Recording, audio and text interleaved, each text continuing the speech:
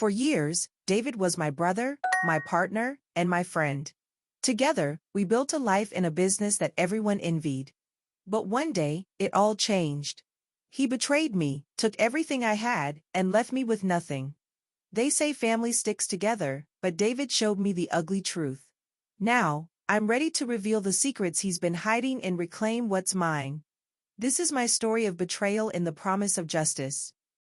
The sun sets over the tranquil town of Millbrook, casting a golden glow over the historic mansion where my brother, David, and I grew up. Our family has been a cornerstone of this tight-knit community for generations. I, Sarah Mitchell, have always prided myself on our family's legacy, the bakery I inherited, and the close bond I shared with David. Our parents, now in their 70s, doted on us both, though David always seemed to receive a bit more of their attention, a subtle favoritism that I never resented. We were a family of respect and integrity, or so I thought. Every Sunday, we gathered at the mansion for a family dinner. The kitchen would be filled with the aroma of my mother's signature dishes, and my father would regale us with stories of his youth. David and I would talk about our plans for the family business, our eyes bright with shared ambition. One such evening, we discussed expanding the bakery into a chain, a dream that felt within reach. David, ever the visionary, outlined his ideas, and I could see the excitement in his eyes. I felt a deep sense of pride in our partnership, in the trust we had built over the years. But little did I know, beneath the surface, David was plotting something far darker. His ambition and greed had festered, hidden behind a facade of brotherly love. One morning, I received a letter from the family attorney. The envelope trembled in my hands as I read the contents. It detailed the transfer of all family assets, including the mansion and the bakery, into David's name. My world shattered in an instant. The shock was overwhelming, the betrayal cutting deeper than any physical wound. How could my own brother, the person I trusted most, do this to me? I rushed to the mansion, hoping it was some sort of mistake. My parents, frail and confused, confirmed the unthinkable. David, using his position as the executor, had manipulated them, convincing them that I was planning to sell everything and leave town. The lies were so well crafted that even my parents believed him. I felt a surge of anger, but it was quickly replaced by a profound sense of loss. My home, my business, my reputation, all stripped away in a single, calculated move. The news spread like wildfire through Millbrook.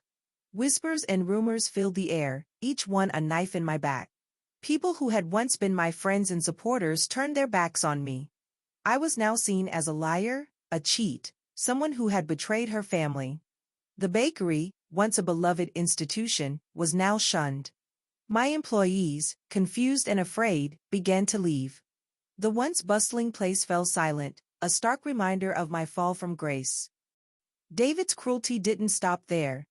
He publicly mocked my situation, his smug smile a constant presence in the town.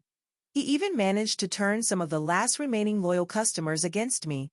The community, always quick to judge, was now united in their condemnation. I felt alone and abandoned, the weight of their judgment pressing down on me. My parents, though torn, remained under David's influence, their trust in me shattered. In my darkest moments, I reached out to Rachel, my closest friend since childhood. She was one of the few who still believed in me. Rachel's support was a lifeline, a beacon of light in my darkest hour. She suggested I hire a private investigator to uncover the truth about David's scheme. I hesitated, the cost and the risk seemed overwhelming, but the desperation in my heart pushed me forward. I decided to take a chance, to fight back against the injustice. The private investigator, a sharp and seasoned professional, began digging into David's financial records. Every piece of evidence he uncovered only confirmed my suspicions. David's history of financial fraud and manipulation was more extensive than I had ever imagined. The evidence was damning, but bringing it to light would be a formidable challenge. The community's opinion was firmly against me, and David's influence was vast. As I gathered the evidence, I found myself reflecting on the past. Flashbacks to happier times with David flooded my mind, childhood vacations, late-night talks, and shared ambitions. The man I knew then seemed so different from the person he had become. The contrast was stark, and it only fueled my determination to expose him. I couldn't let him ruin my life and the legacy our family had built. The private investigator's findings also revealed a critical piece of information. Uncle Tom, a family friend and confidant, had known about David's past misdeeds but had remained silent. Tom's guilt and fear of family conflict had kept him from speaking out. I decided to confront him, hoping he could provide the final piece of the puzzle. The meeting was tense and emotional. Tom's reluctance was palpable, but the weight of his conscience finally broke through. He agreed to help, his guilt driving him to support my cause. The plan began to take shape. We would gather all the evidence, present it to the authorities, and expose David's fraud in a public forum. The community meeting, a regular gathering of town residents, seemed the perfect stage for our revelation. The stakes were high, the risks immense, but the possibility of justice kept me going. I felt a mix of dread and anticipation, knowing that the moment of truth was approaching. As the day of the meeting drew near, I felt a sense of calm determination. The weeks of emotional turmoil, the isolation, and the struggle to rebuild my life all led to this moment. I knew that whatever the outcome, I had to face it head-on.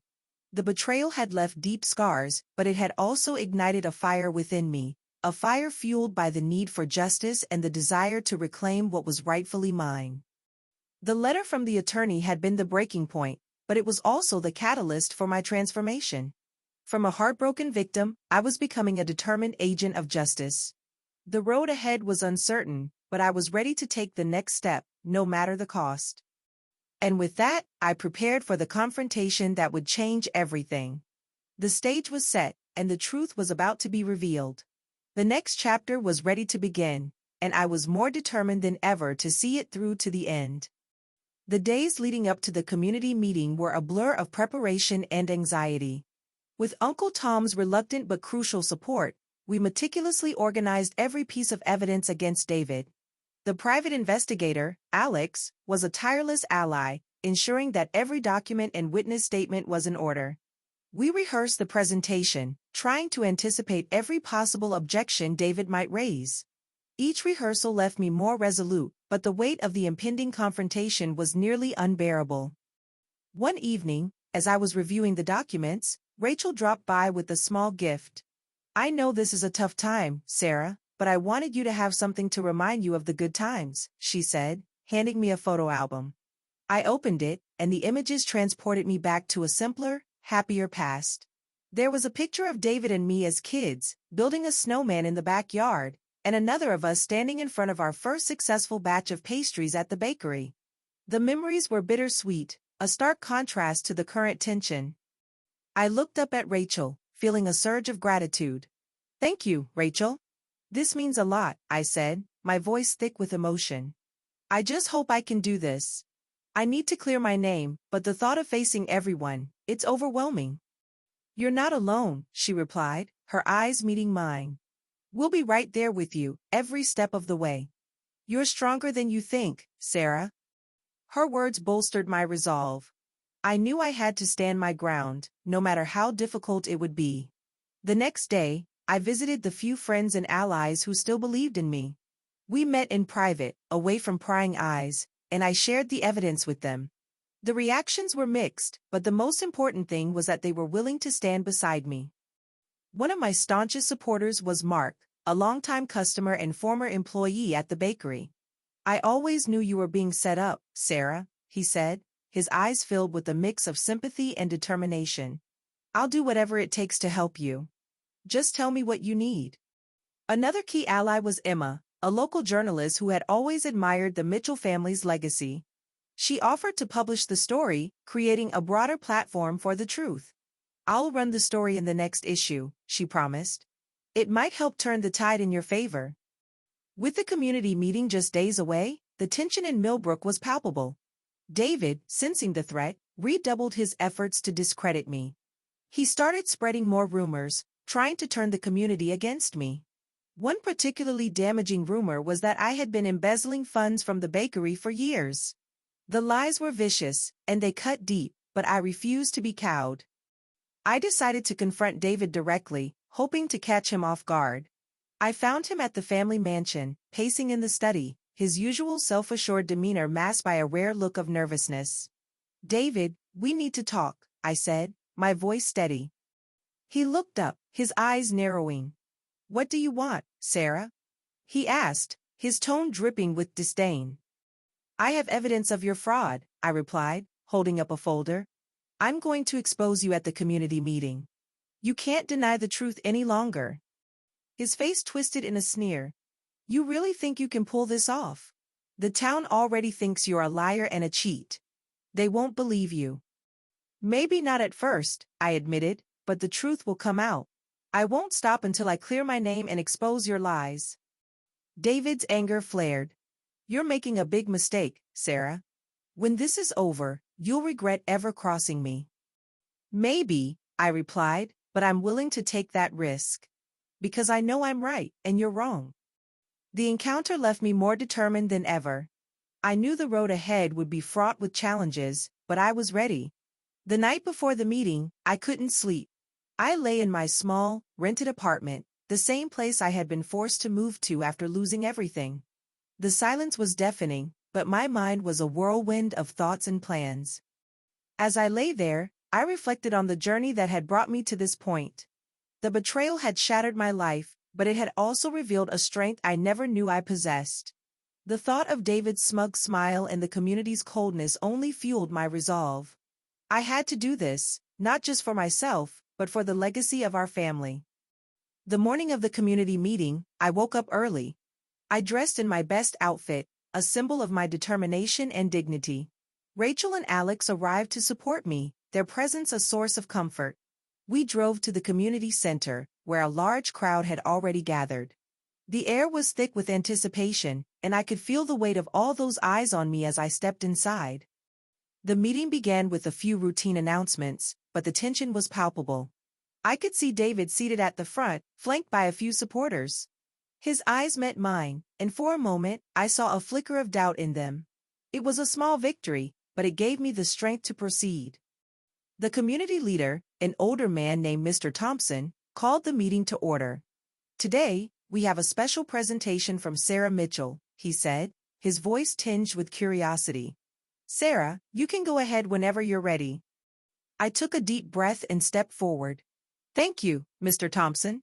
Today, I'm here to reveal the truth about what really happened to our family's assets and business. For years, my brother, David, has been operating under a facade of integrity and success. But the reality is far darker." I began to present the evidence, starting with the financial records and witness statements. The room fell silent, the weight of the revelations hanging in the air. As I spoke, I could see the shock and disbelief on people's faces. David tried to interrupt, but I wasn't going to let him derail the process. I continued, methodically presenting each piece of evidence, building a compelling case against him. When I finished, there was a moment of stunned silence. Then, a murmur began to spread through the crowd. People started whispering to each other, their expressions shifting from doubt to realization. Mr. Thompson stood up, his face grave. "Thank you, Sarah. This is serious. We need to take a closer look at this evidence." David, seeing the tide turning against him, tried to regain control. "This is all a lie. Sarah has been trying to ruin me from the beginning. She's a liar and a cheat." His voice was desperate, but it fell on deaf ears. One by one, people started to speak up, sharing their own doubts and concerns. Uncle Tom, his guilt evident, stood and addressed the crowd. I knew about David's past misdeeds, but I was afraid to speak up. "I'm sorry, Sarah. I should have come forward sooner." The room erupted in a mixture of applause and gasps. The support I had been working so hard to build was finally materializing. David's facade was crumbling, and the truth was undeniable. But the confrontation was far from over. The community meeting was just the beginning. I knew that the real battle was still ahead, and I was ready to face it. The road to justice was long and arduous, but I was more determined than ever to see it through. As I stepped out of the community center, the weight of the day's events hit me. I felt a mix of relief and renewed purpose. The battle had just begun, and the stakes were higher than ever. But I was ready.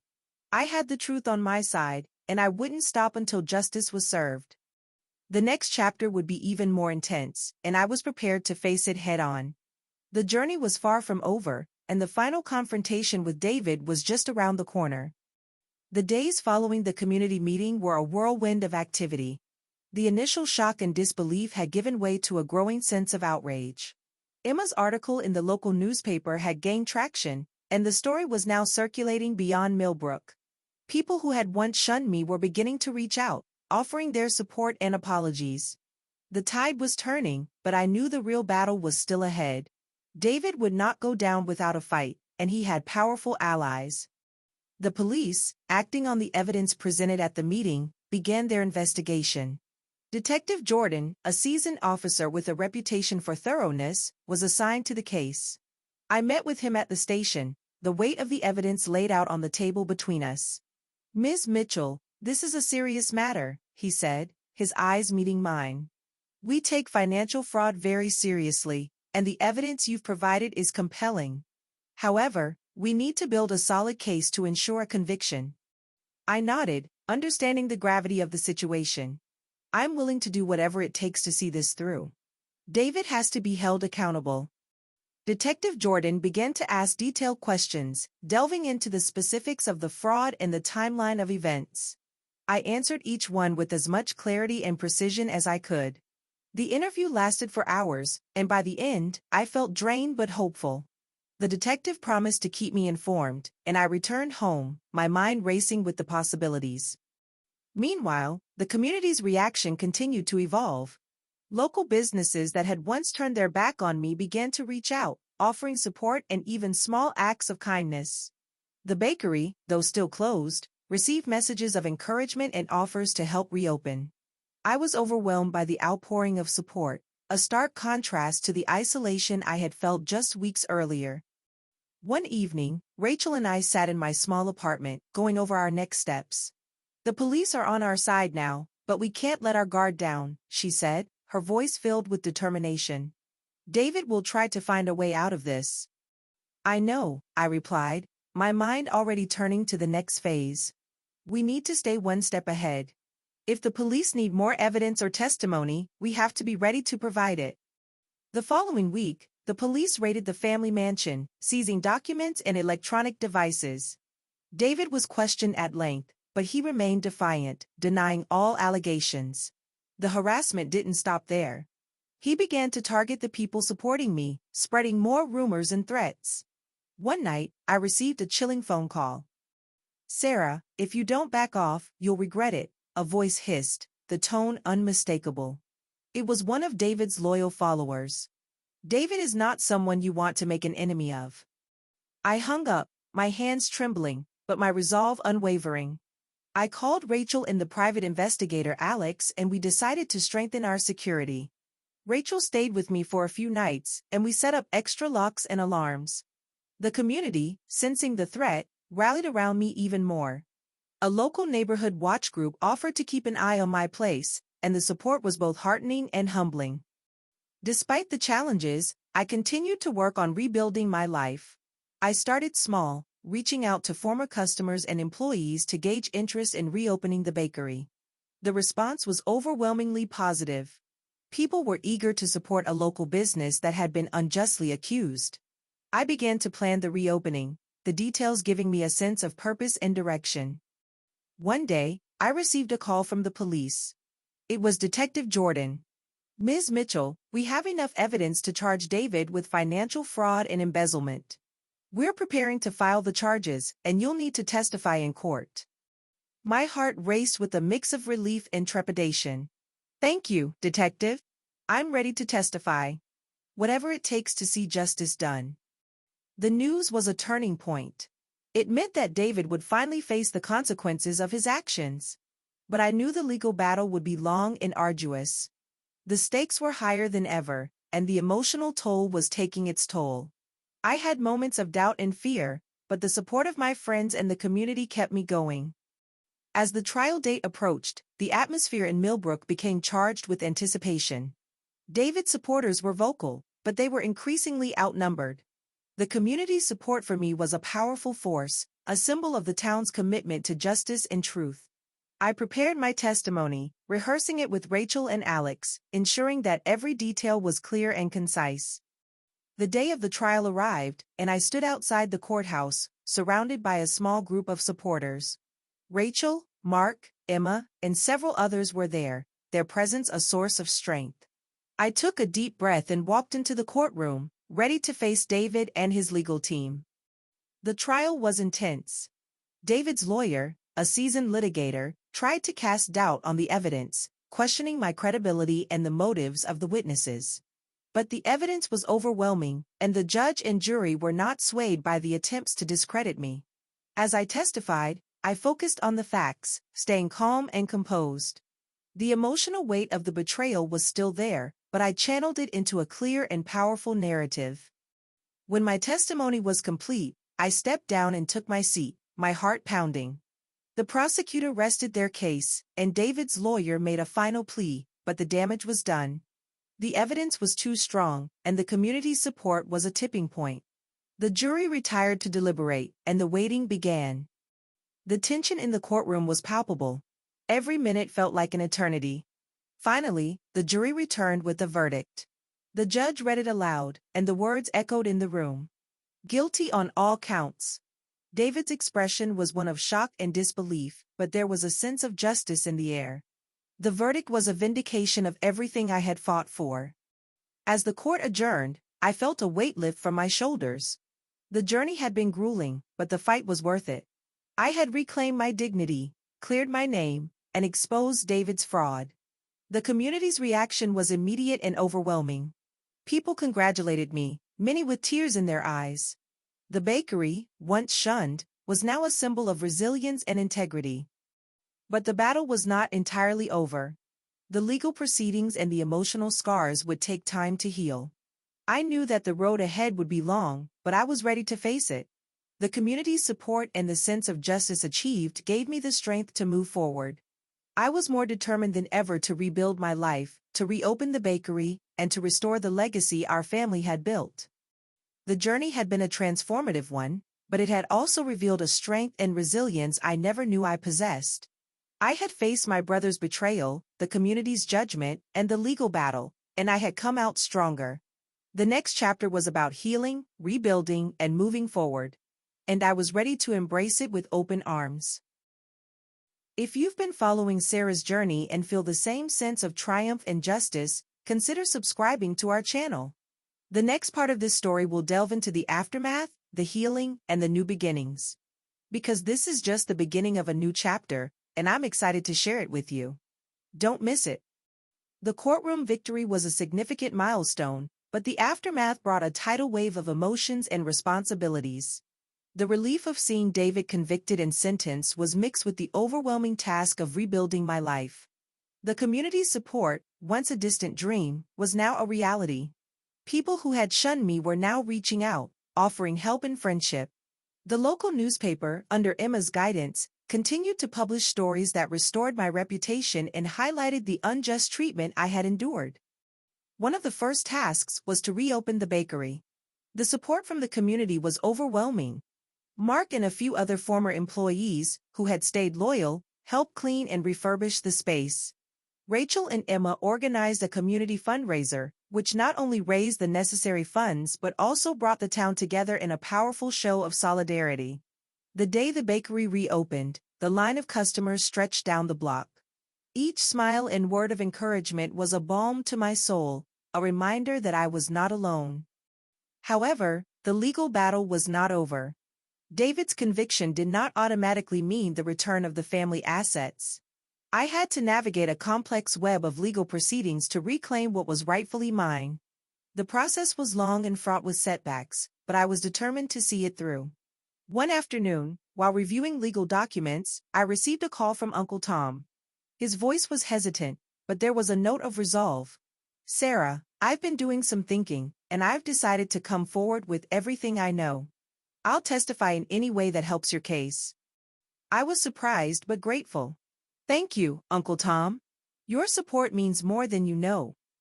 The following weeks were a blur of court appearances and legal maneuvers.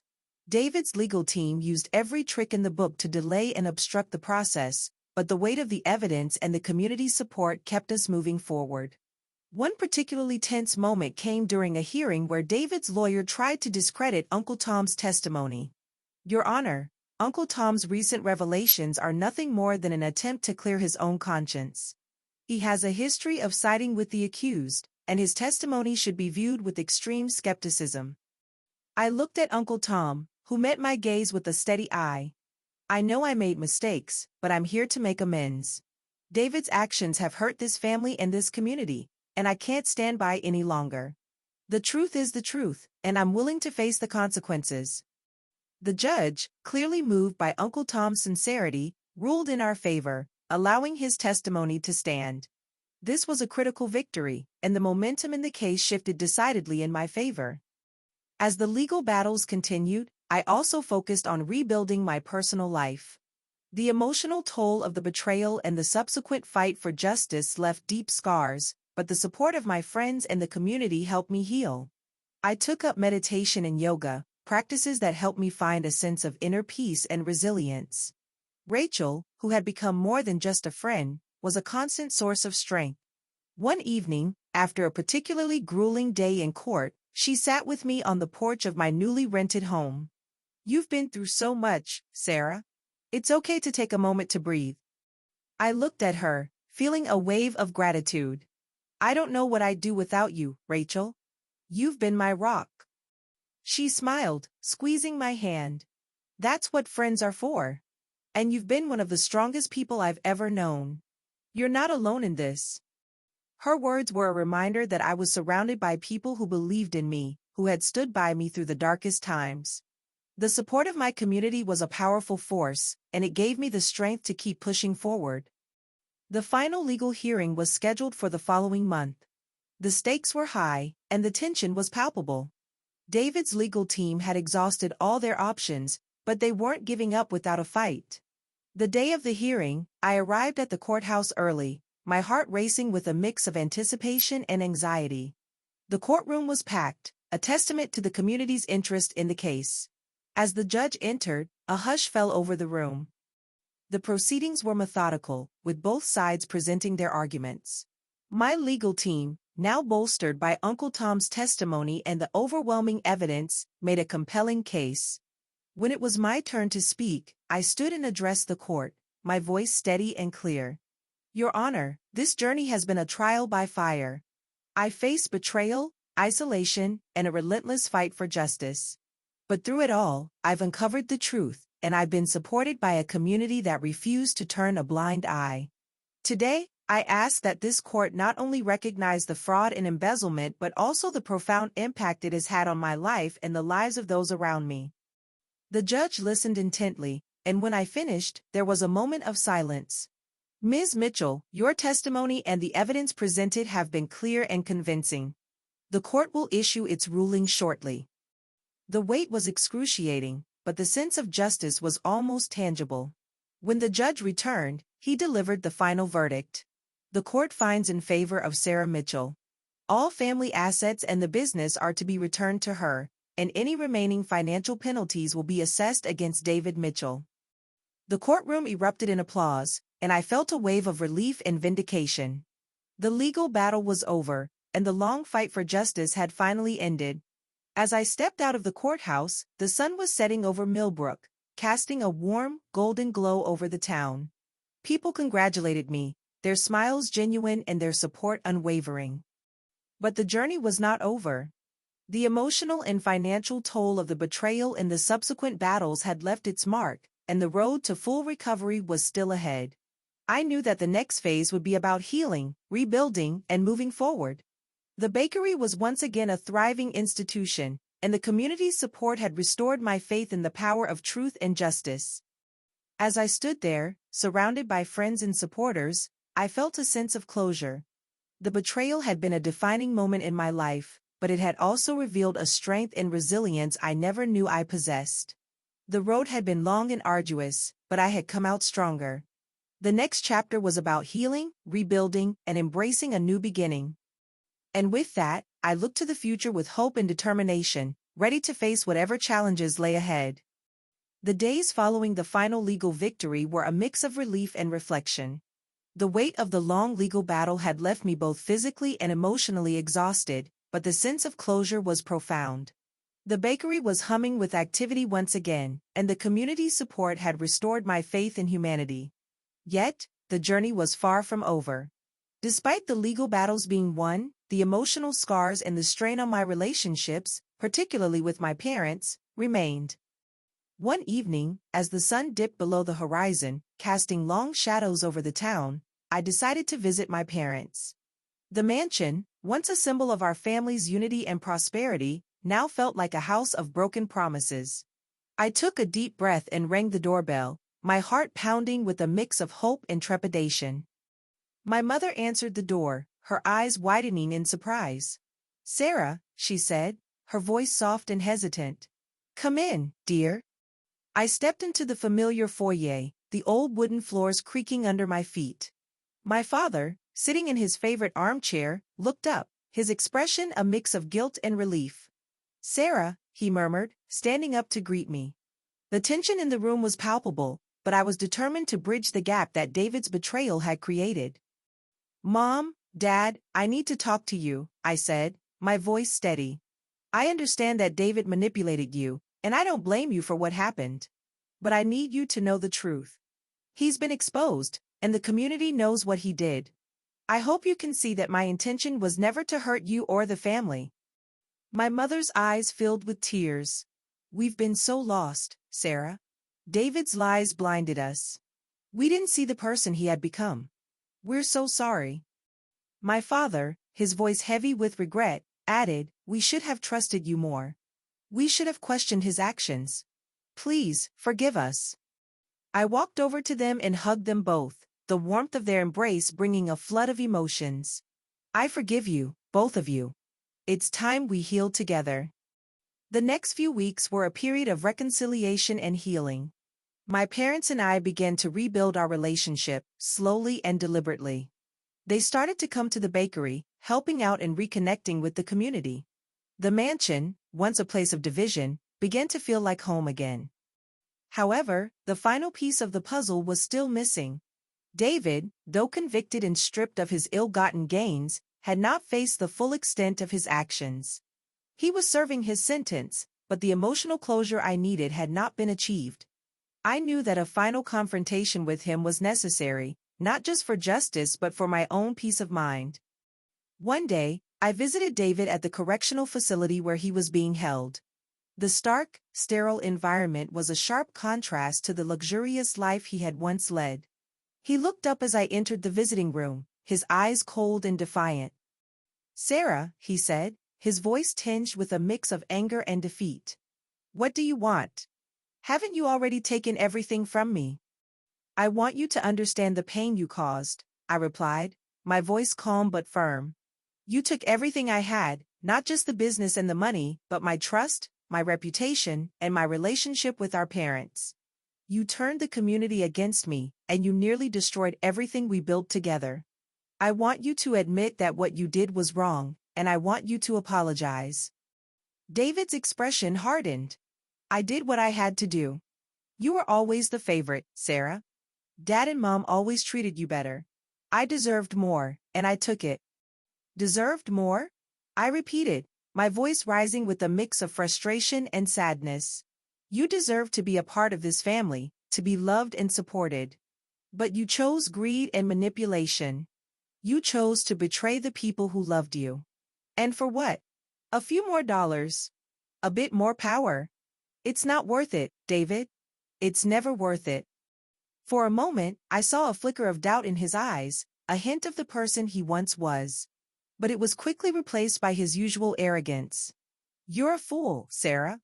You always have been. You'll never understand." I took a deep breath, trying to quell the anger rising inside me. "I don't need your understanding, David. I just needed to make you see the impact of your actions. And now, I can finally move on. I'm rebuilding my life, and I'm stronger than ever. You've lost, and you'll always be the one who lost." I stood up to leave, my heart heavy but my spirit free. The finality of the moment hit me as I walked out of the facility.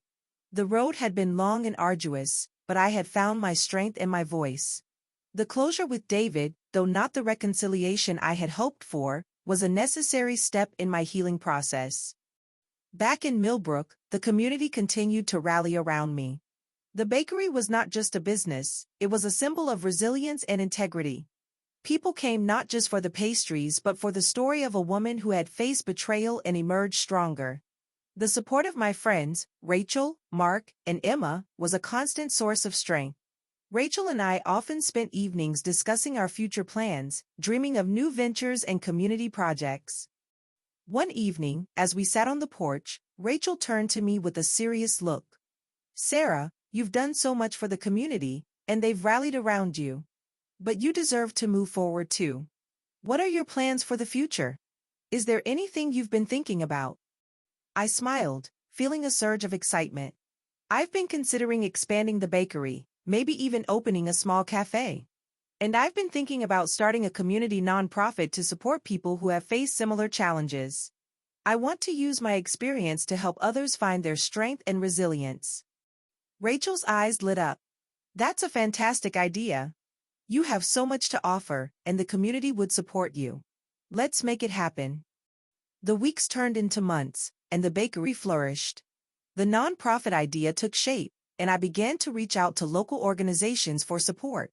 The community's response was overwhelming, and soon, we were making plans to launch the first phase of the project. The sense of purpose and community that had been missing in my life was now a deeply fulfilling part of my daily routine. But the journey was not yet complete. The final chapter of my story was about more than just personal triumph. It was about creating a legacy of support and resilience. The betrayal had taught me the importance of trust, the value of community, and the power of standing up for what is right. I was no longer the victim of David's actions. I was a survivor, a builder, and a leader. As I stood in the bakery one morning, watching the customers enjoy the fruits of our labor, I felt a profound sense of peace. The road ahead was filled with opportunities, and I was ready to embrace them with open arms. The betrayal had been a defining moment, but it had also revealed a strength and resilience that I never knew I possessed. The journey had been long, but the rewards were immeasurable. The final confrontation with David had given me the closure I needed, but the real victory was in the life I had rebuilt. The community's support, the friends who stood by me, and the sense of purpose I had found were the true treasures of this journey.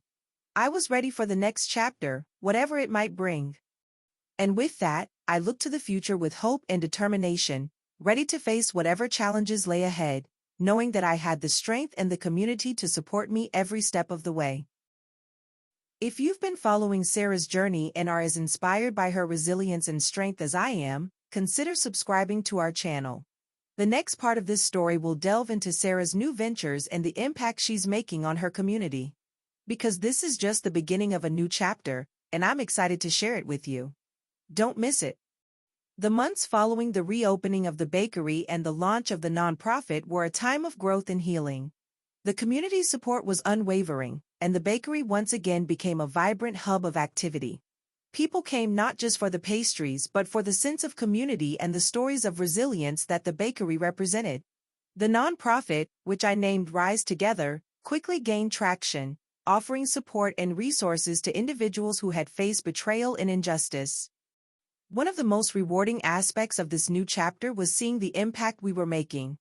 We organized workshops, counseling sessions, and community events that brought people together.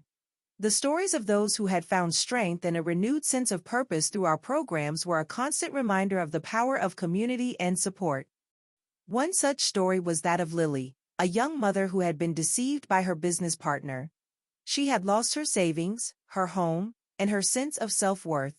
When she first walked into the bakery, her eyes were filled with doubt and fear. But as she participated in our programs, she began to rebuild her life. She found a part-time job, enrolled in a business course, and even started a small online business of her own.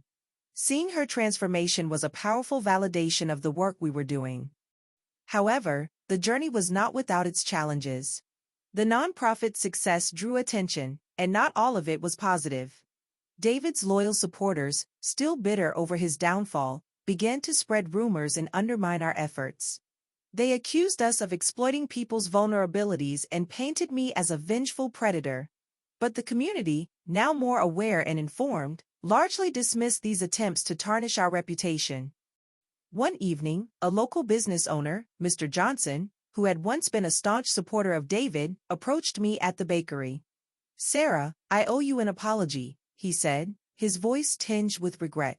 "I believed the worst about you and turned a blind eye to David's actions. I was wrong, and I'm sorry." I looked at him, feeling a mix of surprise and gratitude. "Thank you, Mr. Johnson. It means a lot to hear that. We all make mistakes, but what matters is how we choose to move forward." He nodded, a genuine smile spreading across his face. "I want to help. If there's anything I can do to support your nonprofit, let me know." The support from unexpected quarters continued to grow, and the community's resolve to stand against injustice only strengthened. But the personal challenges were still there. My relationship with my parents, while much better, was still fragile. They were making efforts to understand and support me, but the trust that had been shattered by David's betrayal took time to rebuild.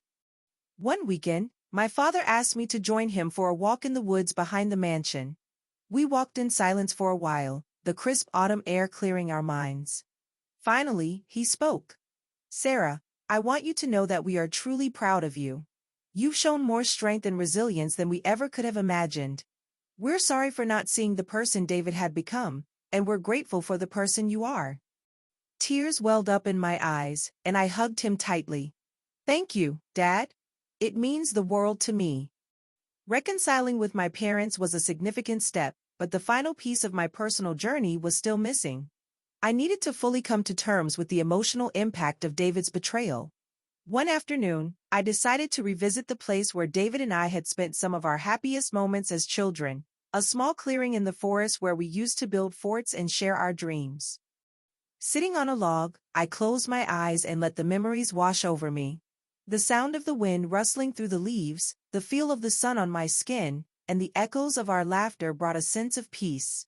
I realized that the pain and anger I had carried for so long were no longer serving me. It was time to let go and move forward. Opening my eyes, I made a quiet promise to myself. "I forgive David," I whispered. "Not for his sake, but for mine. I will not let his actions define me any longer." The weight lifted from my shoulders, and a sense of liberation filled me. I stood up, feeling lighter and more at peace than I had in years. The journey had been long and arduous, but I had found my strength, my purpose, and my community. The betrayal had been a defining moment, but it had also taught me the importance of resilience and the power of forgiveness. Returning to the bakery, I found Rachel and a group of friends waiting for me. They had organized a small celebration to mark the one-year anniversary of the bakery's reopening. The place was decorated with balloons and streamers, and the smell of fresh pastries filled the air. As I walked in, they cheered, and Rachel pulled me into a tight hug. "I'm so proud of you, Sarah," she said, her eyes misting with tears. "You've accomplished so much, and you've inspired so many people." I looked around, taking in the faces of the people who had stood by me through the darkest times. "Thank you, all of you. This journey wouldn't have been possible without your support. We've come so far, and I'm excited to see what the future holds." The celebration was a perfect moment of reflection and joy. We shared stories, laughed, and made plans for the future. The bakery, once a symbol of my loss, had become a beacon of hope and resilience. The nonprofit was thriving, and the community was stronger than ever. But the journey was not yet over. The final chapter of my story was about more than just personal triumph. It was about creating a lasting legacy of support and resilience. The betrayal had taught me the importance of trust, the value of community, and the power of standing up for what is right. I was no longer the victim of David's actions. I was a survivor, a leader, and a catalyst for change. As the night drew to a close, I stood outside the bakery, looking at the bustling town. The road had been long and filled with challenges, but the rewards were immeasurable. The community's support, the friends who had stood by me, and the sense of purpose I had found were the true treasures of this journey. I was ready for the next chapter, whatever it might bring. And with that, I looked to the future with hope and determination, ready to face whatever challenges lay ahead. knowing that I had the strength and the community to support me every step of the way. The months following the celebration at the bakery were a period of profound growth and reflection. The nonprofit, Rise Together, had become a cornerstone of the community, providing crucial support and resources to those who had faced betrayal and injustice. The bakery, too, thrived, a testament to the resilience and strength of the community. But despite the outward success, I knew that the journey was far from over. There were still unresolved issues, particularly with David, and the emotional aftermath of his betrayal continued to linger. One evening, as I was closing up the bakery, a letter was slipped under the door. My heart skipped a beat as I unfolded it. The handwriting was familiar, David's. The letter was brief but chilling. Sarah, I know you think you've won, but this is far from over. I have connections, resources, and I will do whatever it takes to see you fall. Don't get too comfortable. Your victory is temporary. David. The letter sent a wave of anger and unease through me. Despite his conviction and the community's support, David was not done. I showed the letter to Rachel, and we both agreed that we needed to be vigilant. The threat was real, and it was clear that David was not ready to let go of his vendetta. The next morning, I called a meeting with the core team at Rise Together. We've made incredible progress, but it seems David is still causing trouble, I explained, laying the letter on the table. We need to be prepared for whatever he might try next. Mark, always the voice of reason, nodded. We should increase security around the bakery and the nonprofit. We can also reach out to the police for additional support. Emma, the journalist, added, I can write an article exposing his latest threats and the ongoing attempts to undermine us. The community needs to know what we're dealing with. We agreed on a plan of action, and the team sprang into motion. I contacted Detective Jordan, who took the letter seriously and promised to monitor David's activities closely. The police presence around the bakery and the nonprofit increased, and we installed additional security cameras and alarms. Despite the heightened security, the tension in the community remained high. David's loyal followers continued to spread rumors and attempt to sow discord. One day, a customer at the bakery, an older woman who had always been supportive, approached me with a troubled expression. Sarah, I heard something you should know, she said, her voice low. There's a group of people planning to protest outside the bakery and the nonprofit. They're saying it's a conspiracy and that you're taking advantage of people's trust. I nodded, feeling a mix of frustration and determination. Thank you for letting me know. We'll handle this. Please spread the word that we'll be open as usual, and we're here to support the community.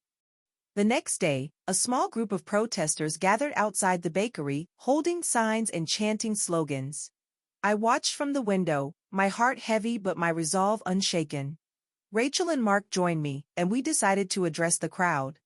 I stepped outside, taking a deep breath as I approached the protesters. Hello, everyone, I said, my voice calm and steady.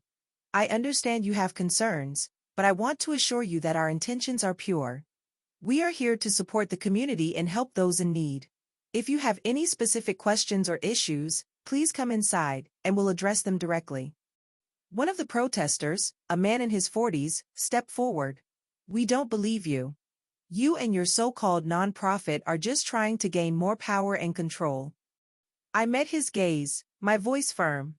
I understand your skepticism, but I ask you to look at the work we are doing. The evidence speaks for itself. We are helping people, and the community is stronger because of it. If you have any real concerns, I'm more than willing to listen. But standing out here and spreading misinformation only divides us. The crowd murmured, and a few people began to disperse. The man who had spoken hesitated, then nodded. All right, we'll think about it. But we're keeping an eye on you. As they left, I felt a sense of relief. The crisis had been averted, but it was a stark reminder that the fight was not over. David's influence was still present, and we needed to remain vigilant. In the following weeks, we turned the protesters' opposition into an opportunity. We organized a town hall meeting, inviting everyone to come and share their thoughts and concerns.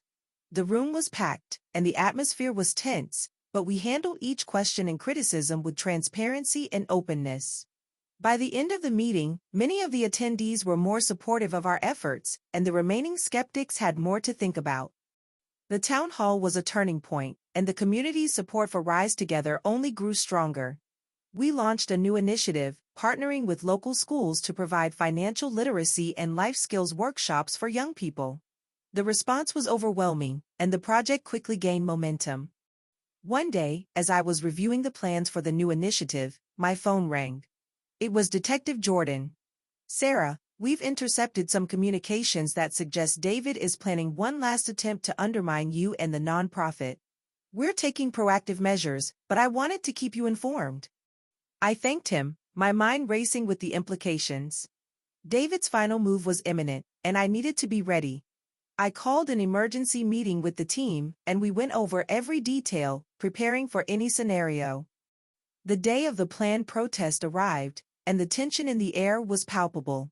I stood at the front of the bakery, flanked by Rachel and Mark, as a larger group of protesters gathered outside. But this time, we were prepared. Emma was there with her camera, ready to document everything. The police were on standby, and our security measures were in place. As the crowd grew, a figure emerged from the back, David, flanked by a few loyal followers. He strolled forward, his expression a mix of defiance and desperation. "Sarah, this is your last chance. Back away from the nonprofit, and I'll leave you alone." I met his gaze, my voice steady. "David, you've lost. Your threats and lies won't work anymore. The community knows the truth, and they stand with us. You can't undo the good we've done here." His face twisted in anger, but before he could respond, Detective Jordan stepped forward. "Mr. Mitchell, you are under arrest for attempted extortion and threat of violence. You have the right to remain silent." The crowd gasped as the police took David into custody. The tension dissipated, and a murmur of relief and applause spread through the crowd. I watched as David was led away, the final chapter of his betrayal closing. The aftermath was a period of reflection and celebration.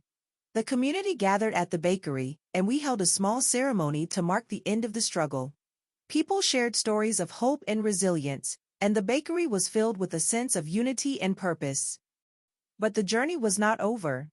The true victory was in the legacy we had built. Rise Together continued to grow, and the bakery remained a symbol of resilience and community.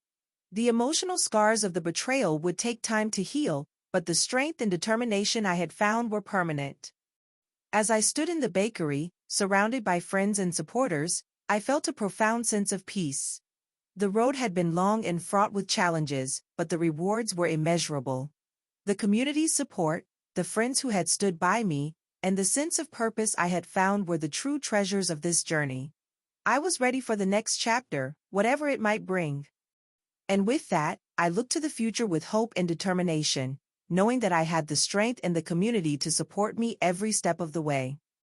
The arrest of David marked a significant turning point, but the journey was far from complete. The emotional and psychological toll of his betrayal was still palpable, and the community, while supportive, needed time to heal fully. The nonprofit, Rise Together, had become a beacon of hope, but the challenges weren't over. We needed to ensure that the progress we had made was sustainable and that the community remained united. One of the first steps was to address the lingering doubts and fears within the community. We organized a series of town hall meetings, inviting everyone to share their stories and concerns.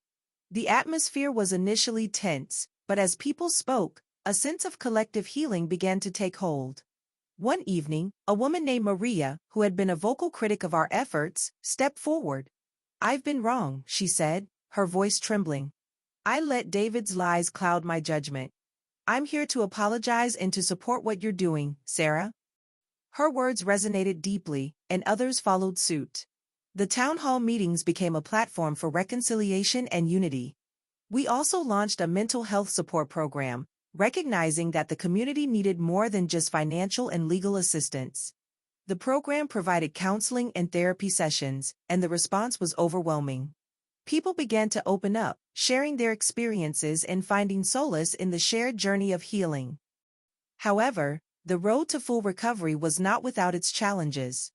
David's loyal supporters, though fewer in number, continued to spread rumors and sow discord. One day, a young employee at the bakery, Emily, approached me with a concerned look. Sarah, I've been hearing some disturbing things. People are saying that you're using the nonprofit to gain power and control. Some of the new customers are hesitant to support us. I listened, my heart heavy with the realization that the work was far from over. Thank you for telling me, Emily. We need to address these rumors head on. Let's organize a community event to showcase the impact of our work and invite everyone to see the positive changes for themselves. The community event was a success. We set up booths at the town square, each highlighting different aspects of Rise Together. There were testimonials from people who had been helped, workshops on financial literacy, and even a bake sale to raise funds. The atmosphere was festive, and the community's response was overwhelmingly positive. People who had been skeptical began to see the tangible results of our efforts, and the support for the nonprofit grew. Despite the progress, I knew that the final chapter of my personal journey was still unfolding. The emotional impact of David's betrayal had left deep scars, and I needed to confront these fully to move forward. One evening, I decided to visit Dr. Thompson, a trusted therapist who had been recommended by a friend. The drive to his office was a mix of anticipation and trepidation, but I was ready to face the past. Dr. Thompson's office was warm and inviting.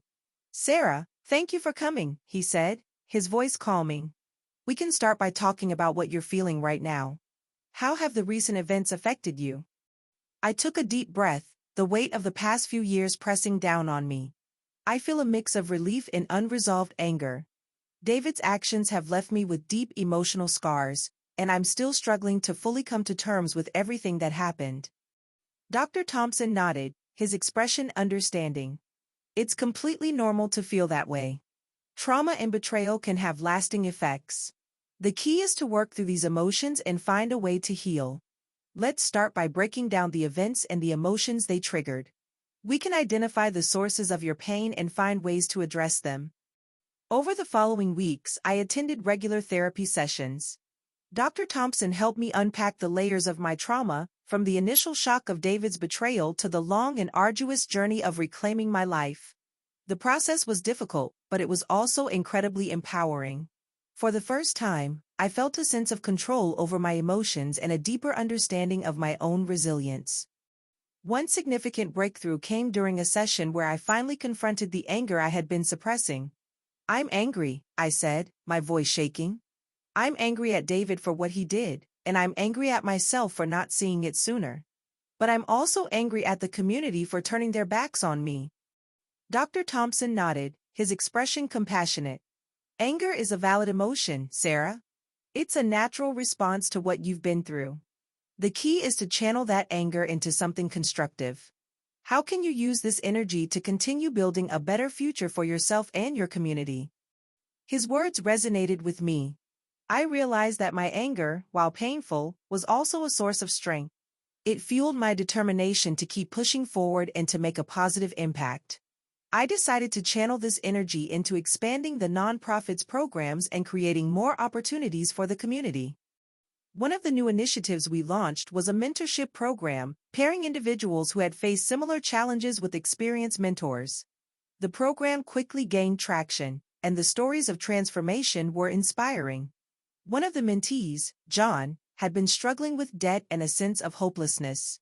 Under the guidance of a mentor, he was able to get his finances back on track and even started his own small business. "The mentorship program has changed my life," John said at a community meeting. "I wasn't sure if I could turn things around, but with the support and guidance I received, I'm on a path to success. Thank you, Sarah, and everyone at Rise Together." The mentorship program was just one of the many ways we were making a difference. The bakery, now a thriving business, continued to be a symbol of resilience and community. Customers often shared their own stories of overcoming adversity, and the bakery became more than just a place to buy pastries, it was a place of hope and support. But the journey was not without its moments of reflection and introspection. One evening, as I was closing up the bakery, Rachel and I sat on the porch, watching the sun set over the town. "Sarah, you've accomplished so much. The nonprofit is thriving, and the community is stronger because of your efforts. But how are you doing, really?" I took a deep breath, feeling a mix of gratitude and lingering uncertainty. I'm doing better, Rachel. The therapy has helped a lot, and working on Rise Together gives me a sense of purpose. But there's still a part of me that's processing everything. Sometimes, I feel like I'm still healing. Rachel squeezed my hand, her eyes filled with understanding. That's okay, Sarah. Healing is a process, and you've come so far. Just know that you're not alone, and we're here for you every step of the way. Her words were a reminder that the journey was ongoing, and that the support of friends and community was a constant source of strength. The road ahead was filled with new challenges and opportunities, but I was ready to face them with hope and determination. The next step was to expand the reach of Rise Together beyond Millbrook. We began reaching out to neighboring towns, sharing our model and offering support to communities facing similar challenges. The response was overwhelmingly positive, and we started planning a regional conference to bring together like-minded organizations and individuals. One evening, as I was finalizing the plans for the conference, I received a call from a local council member. Sarah, I wanted to let you know that the council is considering a proposal to expand funding for programs like Rise Together. Your work has been a shining example of what's possible, and we believe it's time to invest more in community support. The news was a powerful validation of our efforts. It meant that the impact of Rise Together was reaching a broader audience and that the community's commitment to healing and resilience was stronger than ever. As the conference drew near, the sense of purpose and community grew. The event was a resounding success, with speakers, workshops, and networking opportunities that inspired and empowered everyone in attendance. The feedback was overwhelmingly positive, and the connections made at the conference laid the groundwork for future collaborations and initiatives. But the final chapter of my story was not just about personal triumph, it was about creating a lasting legacy of support and resilience. The betrayal had taught me the importance of trust, the value of community, and the power of standing up for what is right. I was no longer the victim of David's actions, I was a survivor, a leader, and a catalyst for change. As the conference came to a close, I stood on the stage, looking out at the sea of faces. This journey has been long and challenging, but it has also been transformative. We've faced betrayal and overcome it. We've built a community that stands together in the face of adversity. The road ahead is filled with opportunities, and I'm excited to see what we can achieve together. The applause was a testament to the strength and unity of the community. The journey was far from over, but the path forward was clear. The betrayal had been a defining moment, but it had also revealed a strength and resilience that I never knew I possessed. I was ready for the next chapter, whatever it might bring, knowing that I had the strength and the community to support me every step of the way. If you've been following Sarah's journey and are as inspired by her resilience and strength as I am, consider subscribing to our channel. The next part will delve into the ongoing impact of Sarah's work and the new challenges she faces as she continues to build a stronger community. Because this is just the beginning of a new chapter, and I'm excited to share it with you. Don't miss it. The regional conference was a turning point, not just for Rise Together but for the broader community. The sense of purpose and unity that had been building in Millbrook now resonated with towns and cities far beyond our borders. The feedback from the attendees was overwhelmingly positive, and the connections made at the conference paved the way for new collaborations and initiatives. But the journey was far from over. David's arrest, while a significant victory, was not the end of the story. The emotional scars of his betrayal still lingered, and the true test of our resilience lay in the months and years ahead. One evening, as I was reviewing the conference feedback, a knock at the door of the bakery caught me off guard. I opened it to find Alex, the private investigator who had been instrumental in uncovering the truth about David. His expression was serious, and he held a folder in his hand. "Sarah, I have some new information that you need to see," he said, his voice low and urgent. I invited him inside, my heart pounding with a mix of anticipation and dread. "What is it, Alex?" He opened the folder and laid out a series of documents. "I've been digging deeper into David's past, and I found evidence of an even more extensive fraud scheme. It goes back years, involving multiple properties and businesses, not just in Millbrook but in other towns as well. The scale of his deception is staggering." I scanned the documents, my mind racing. This is incredible. It could completely dismantle any remaining support he has. We need to get this information to the authorities immediately. Alex nodded, his eyes meeting mine. I've already spoken with Detective Jordan. He's preparing a warrant for a more thorough investigation. But we need to be careful. David's connections are deep, and he might still have allies who could try to obstruct the process. The weight of the new evidence was both a relief and a call to action.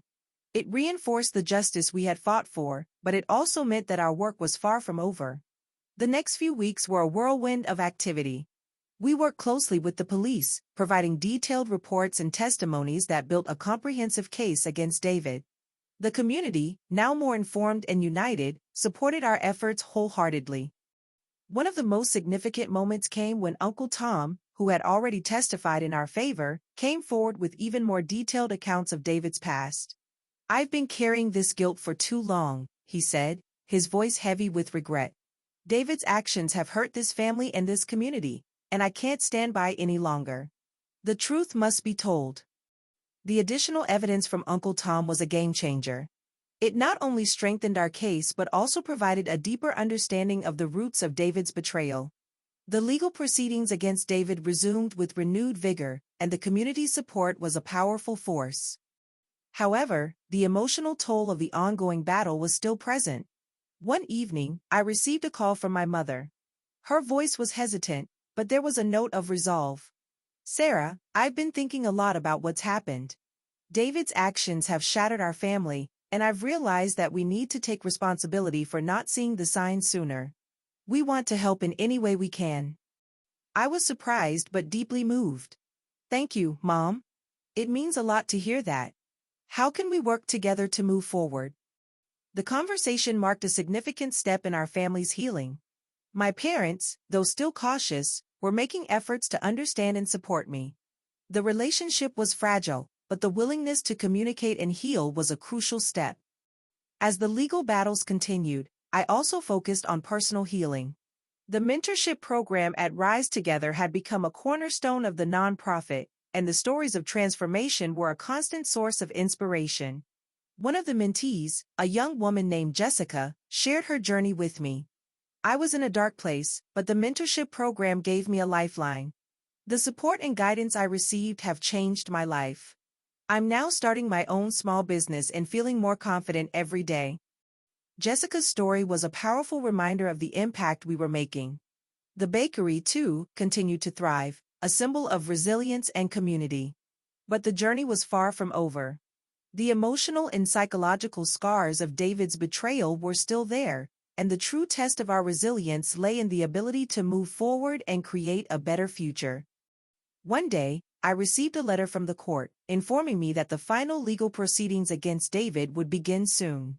The letter was a formal notice, but the weight of it was immense. It meant that the long and arduous journey was nearing its end, but the emotional closure I needed was still ahead. I decided to visit the old family mansion one last time, a place that had once been a symbol of unity and prosperity.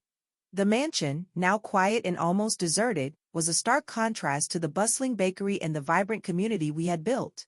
I stood in the garden, where David and I had once shared our dreams, and closed my eyes. The memories flooded back, but this time, they were tinged with a sense of closure.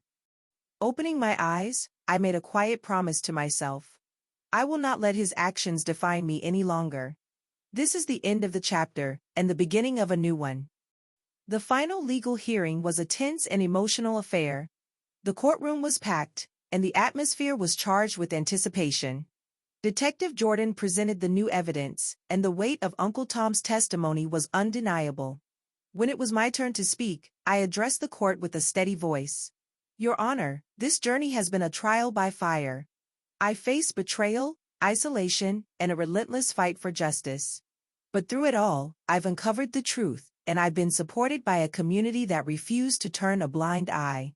Today, I ask that this court recognize the full extent of David's fraud and the profound impact it has had on my life and the lives of those around me."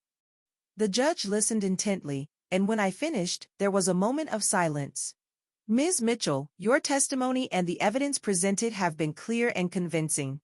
The court will issue its final ruling shortly. The wait was excruciating, but the sense of justice was almost tangible. When the judge returned, he delivered the final verdict. The court finds in favor of Sarah Mitchell. David Mitchell will face additional charges for the newly uncovered fraud, and all remaining assets will be returned to Sarah and the community. The sentence will be announced at the next hearing. The courtroom erupted in applause, and I felt a wave of relief and vindication. The legal battle was over, and the long fight for justice had finally ended. As I stepped out of the courthouse, the sun was setting over Millbrook, casting a warm, golden glow over the town. People congratulated me, their smiles genuine and their support unwavering. But the journey was not over. The emotional and financial toll of the betrayal and the subsequent battles had left its mark, and the road to full recovery was still ahead. I knew that the next phase would be about healing, rebuilding, and moving forward. The bakery was once again a thriving institution, and the community's support had restored my faith in the power of truth and justice. As I stood there, surrounded by friends and supporters, I felt a sense of closure.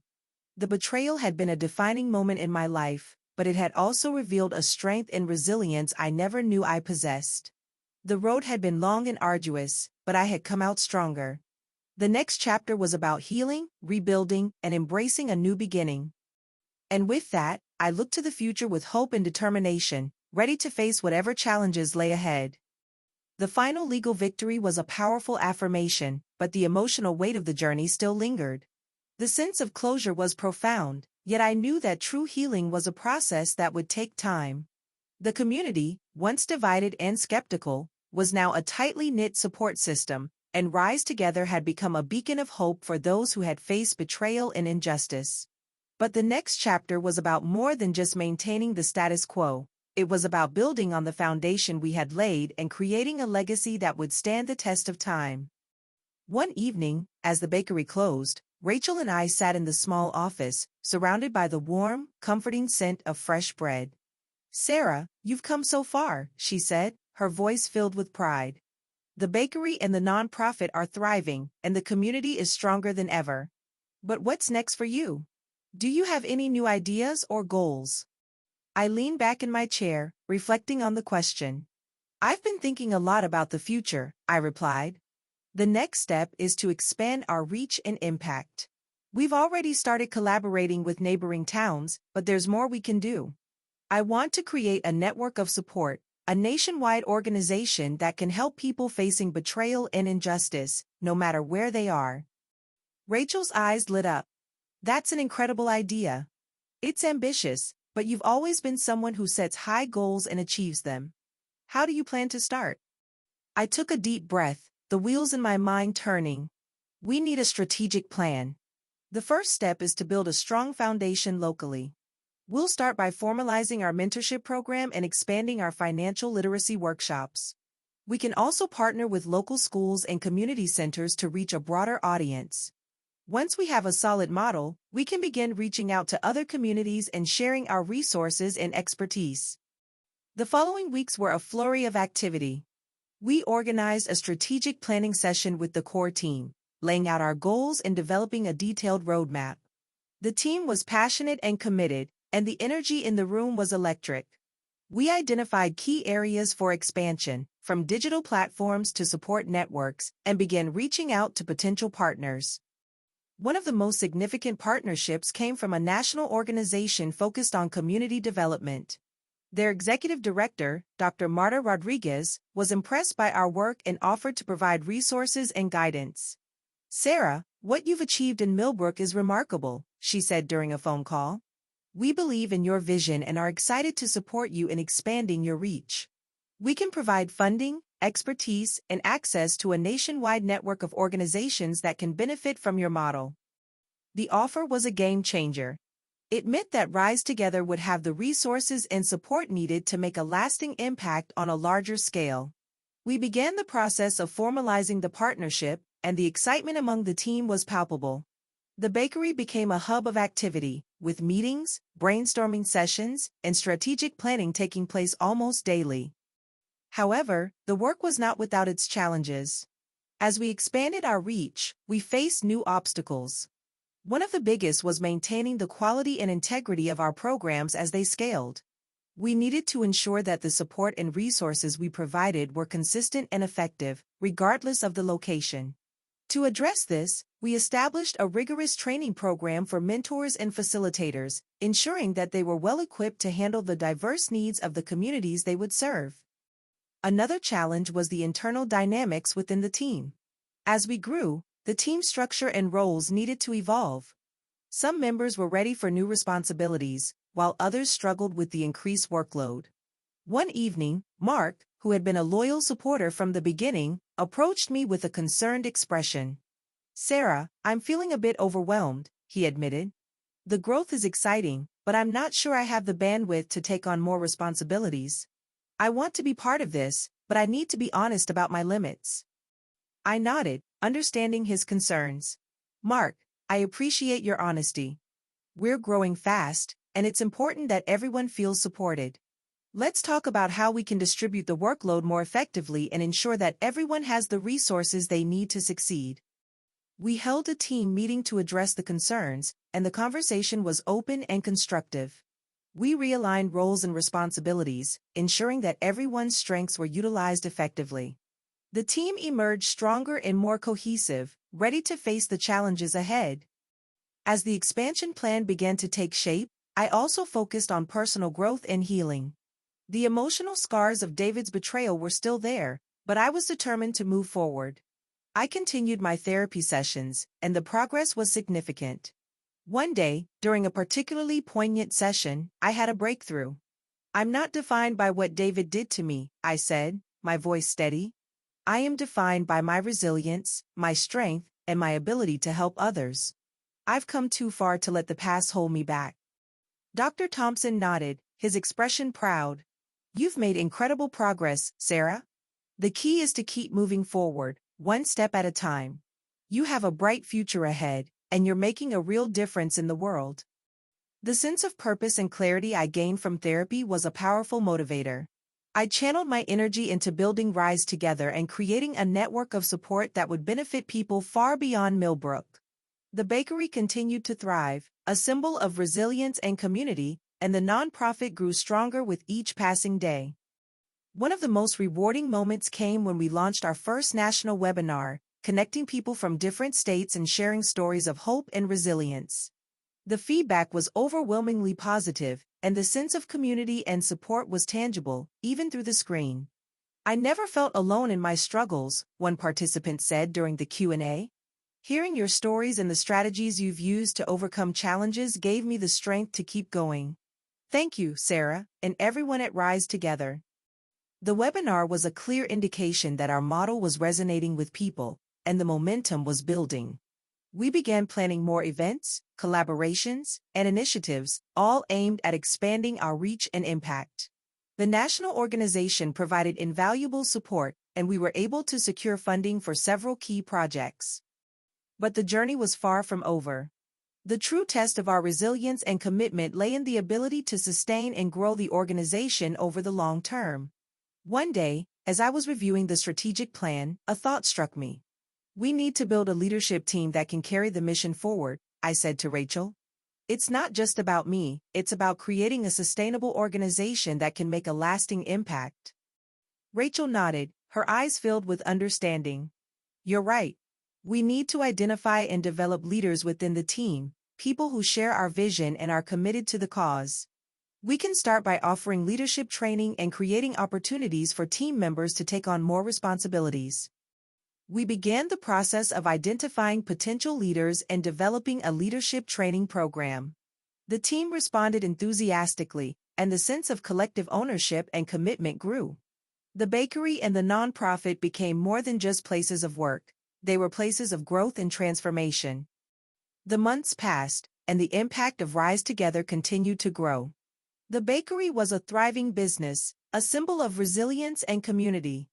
The nonprofit had expanded to multiple towns, and the national network was taking shape. But the journey was far from over. The true test of our resilience and commitment lay in the ability to sustain and grow the organization over the long term, and I was more determined than ever to see it through. As I stood outside the bakery one evening, watching the last customers leave, I felt a profound sense of peace. The road had been long and arduous, but the rewards were immeasurable. The community's support, the friends who had stood by me, and the sense of purpose I had found were the true treasures of this journey. I was ready for the next chapter, whatever it might bring.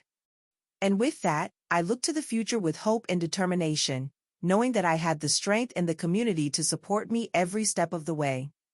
The months following the national expansion of Rise Together were a period of exponential growth and deepened commitment. The bakery was not just a business but a symbol of resilience and community, and the nonprofit had become a nationwide network, supporting individuals facing betrayal and injustice. But the true test of our resilience and commitment lay in the ability to sustain and grow the organization over the long term. The journey was far from over, and the challenges ahead were as real as the victories we had achieved. One evening, as I was reviewing the strategic plan, a thought struck me. We need to build a leadership team that can carry the mission forward, I said to Rachel, my voice filled with determination. It's not just about me, it's about creating a sustainable organization that can make a lasting impact. Rachel nodded, her eyes reflecting the seriousness of my words. You're right. We need to identify and develop leaders within the team, people who share our vision and are committed to the cause. We can start by offering leadership training and creating opportunities for team members to take on more responsibilities. We began the process of identifying potential leaders and developing a leadership training program. The team responded enthusiastically, and the sense of collective ownership and commitment grew. The bakery and the nonprofit became more than just places of work. They were places of growth and transformation. We organized leadership workshops, mentoring sessions, and team-building activities, all aimed at fostering a strong, resilient network of leaders. However, the expansion came with its own set of challenges. As we grew, the internal dynamics of the organization became more complex. Communication lines needed to be clear, and decision-making processes had to be efficient. One of the key challenges was maintaining the quality and consistency of our programs as they scaled. We needed to ensure that the support and resources we provided were effective, regardless of the location. To address this, we established a rigorous training program for mentors and facilitators, ensuring that they were well-equipped to handle the diverse needs of the communities they would serve. One of the most significant tests came when we faced a crisis in one of the new towns. A local leader, who had been instrumental in our initial expansion, was accused of mishandling funds. The news was a shock, and it threatened to undermine the trust we had built in that community. I flew to the town immediately, determined to address the issue head-on. At a town hall meeting, the tension was palpable.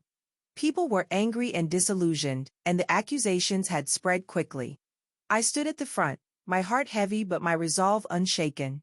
I understand your concerns, and I want to assure you that we are taking this matter very seriously, I said, my voice steady. We are launching an independent investigation to get to the bottom of this. We value your trust, and we are committed to transparency and accountability. The meeting was tense, but the community's response was ultimately supportive. They appreciated our immediate action and the commitment to transparency. The investigation revealed that the local leader had indeed mishandled funds, and we took swift action, removing him from his position and compensating the affected individuals. The crisis was averted, and the trust in Rise Together was restored. But the incident highlighted the importance of strong governance and oversight. We implemented new financial controls and established a more robust system of checks and balances. We also created a feedback mechanism, allowing community members to report concerns and issues directly to the leadership team. The transparency and accountability measures we put in place strengthened our organization and reinforced our commitment to the communities we served. As the organization continued to grow, I also focused on personal growth and healing. The emotional scars of David's betrayal were still there, but they no longer defined me. I had found a sense of purpose and strength in the work we were doing, and that was a powerful source of healing. One day, as I was closing the bakery, I received a call from Dr. Thompson. Sarah, I wanted to check in with you. How are you feeling about the recent developments with the organization? I took a deep breath, reflecting on the journey. I'm doing well, Dr. Thompson. The growth of Rise Together has been a source of joy and fulfillment. It's given me a sense of purpose and shown me that I can make a real difference. But I'm also mindful of the challenges and the importance of self-care.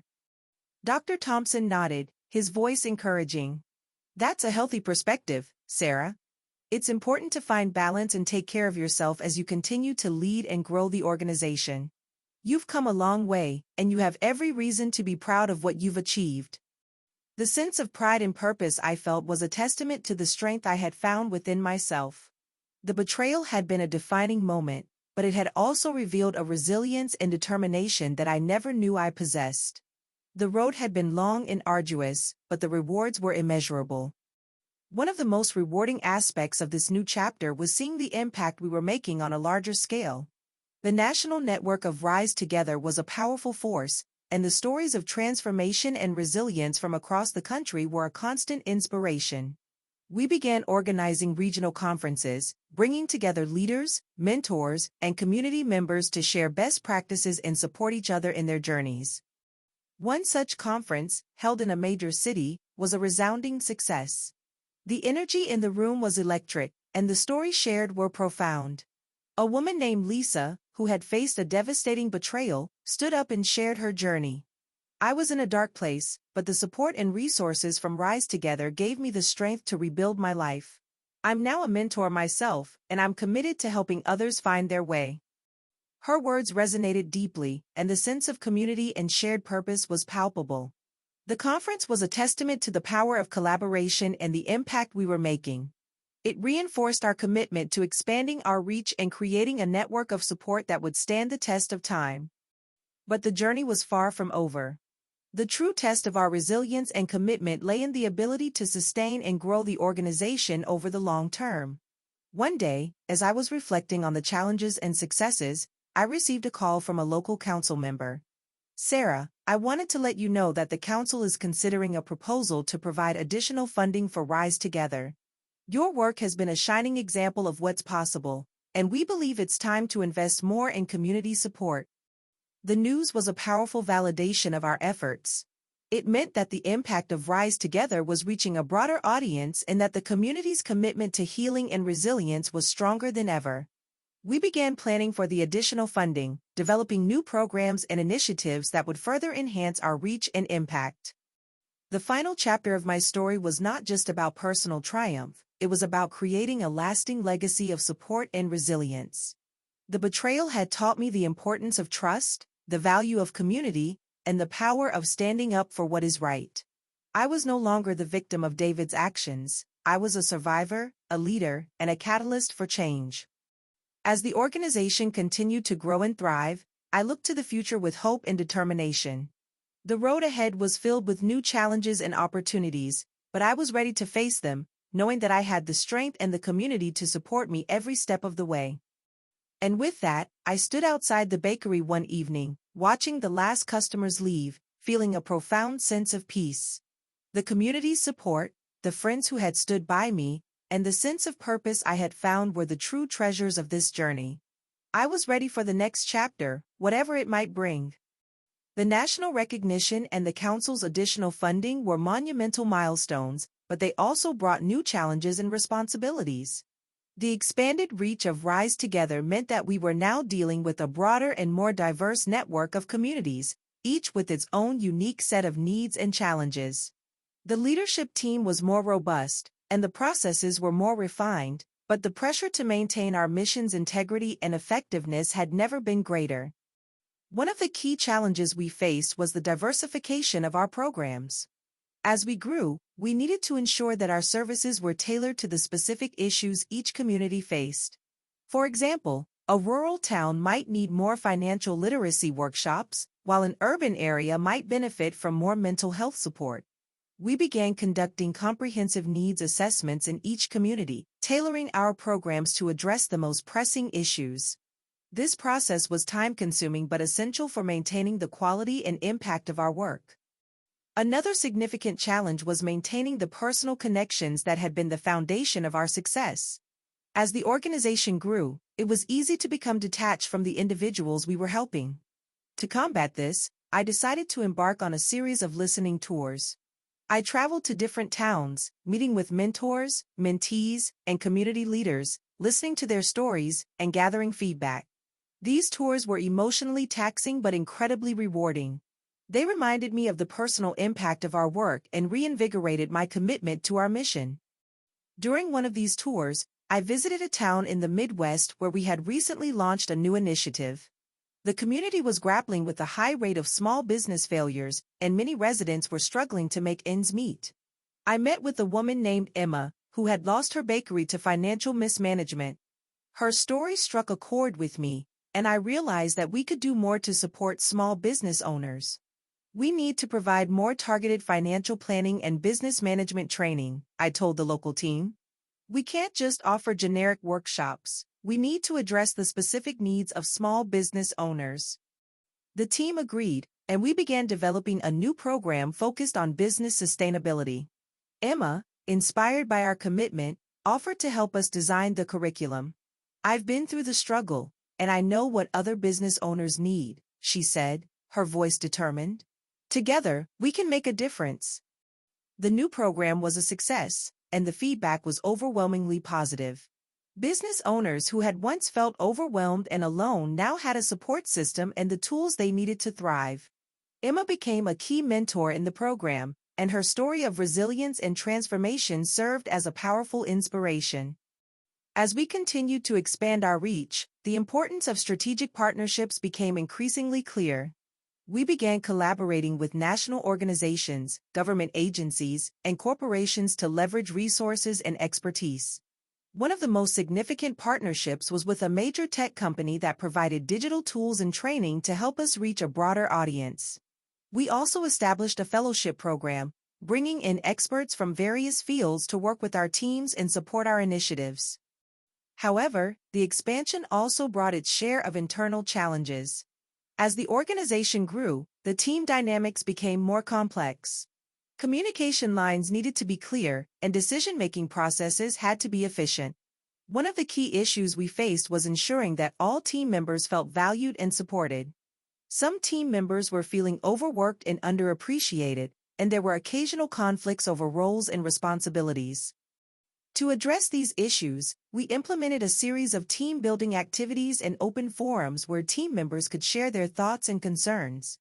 We also established a recognition program to celebrate the hard work and achievements of our team members. The changes made a significant difference, and the team's morale improved. "We're not just a team, we're a family," Mark said during one of our team meetings. "We're in this together, and that makes all the difference."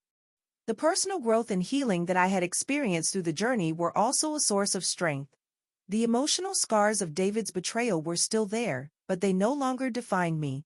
I had found a sense of purpose and resilience in the work we were doing, and that was a powerful source of healing. One day, during a therapy session, I had a profound realization. "I'm not just moving forward, I'm thriving," I told Dr. Thompson.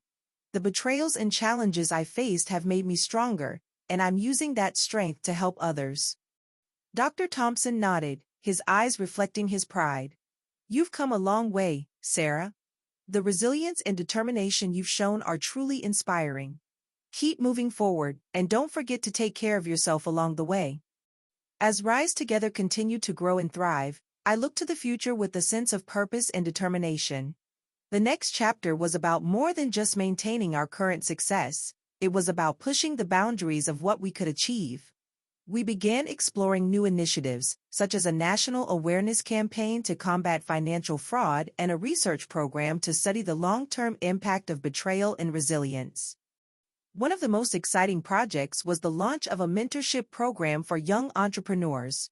The program paired experienced business leaders with young individuals who had faced financial setbacks and were looking to start their own businesses. The response was overwhelming, and the stories of transformation were inspiring. One of the mentees, a young man named Alex, shared his journey with me. "I had given up on my dream of starting a business, but the mentorship program gave me the support and confidence I needed. I'm now on a path to success, and I can't thank you enough." The mentorship program was just one of many ways we were making a difference. The bakery, now a thriving institution, continued to be a symbol of resilience and community. The nonprofit had expanded to multiple towns, and the national network was taking shape. But the journey was far from over. The true test of our resilience and commitment lay in the ability to sustain and grow the organization over the long term, and I was more determined than ever to see it through. One evening, as I stood outside the bakery, watching the last customers leave, I felt a profound sense of peace. The road had been long and arduous, but the rewards were immeasurable. The community's support, the friends who had stood by me, and the sense of purpose I had found were the true treasures of this journey. I was ready for the next chapter, whatever it might bring. And with that, I looked to the future with hope and determination, knowing that I had the strength and the community to support me every step of the way.